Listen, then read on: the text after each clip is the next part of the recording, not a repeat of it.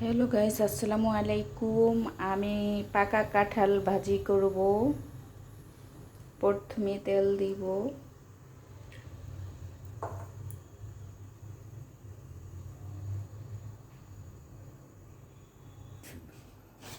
তেল গরম হয়ে গেছে। আমি একটু পাঁচফোড়ন নিয়েছি, পাঁচফোড়ন দিব তেলে। তারপর দেব পেঁয়াজ কুচি,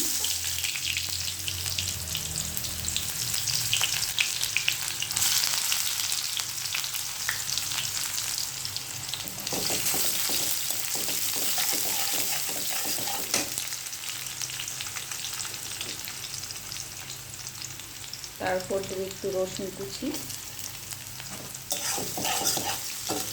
ভালো করে ভেজে নিতে হবে।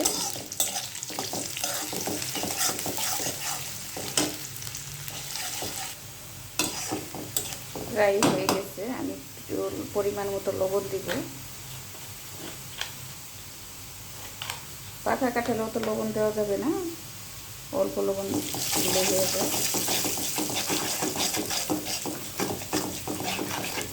এখন দেখেন, আমি কাঁচা কাঁঠালটা কেটে নিয়েছিলাম এইভাবে। এখন আমি দিয়ে দেবো।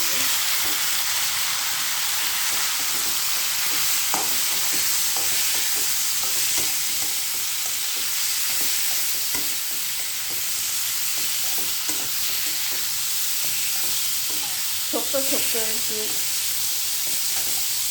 কাঁঠালগুলো আছে পাকা শক্তগুলা, চাওলা কাঁঠাল, এগুলো আমি এরকম করে কেটে নিয়েছি।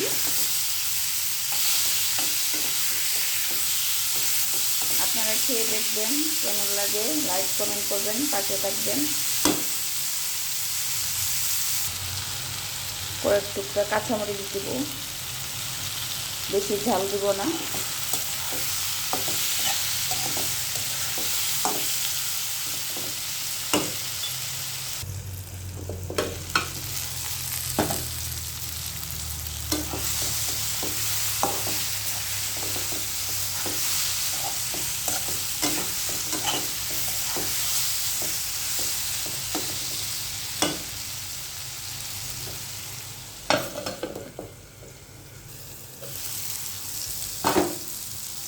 হয়ে গেছে ভাজি,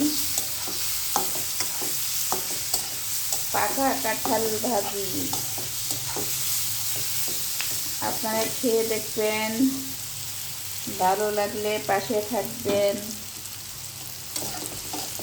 পাকা কাঁঠাল, শক্ত কুসুম যেগুলো, ওইটা দিয়ে, ওই শক্ত কুশ থাকে যে কাঁঠাল একটা পাকা, সেটা দিয়ে এরকম ছোটো ছোটো করে কেটে নিয়েছি।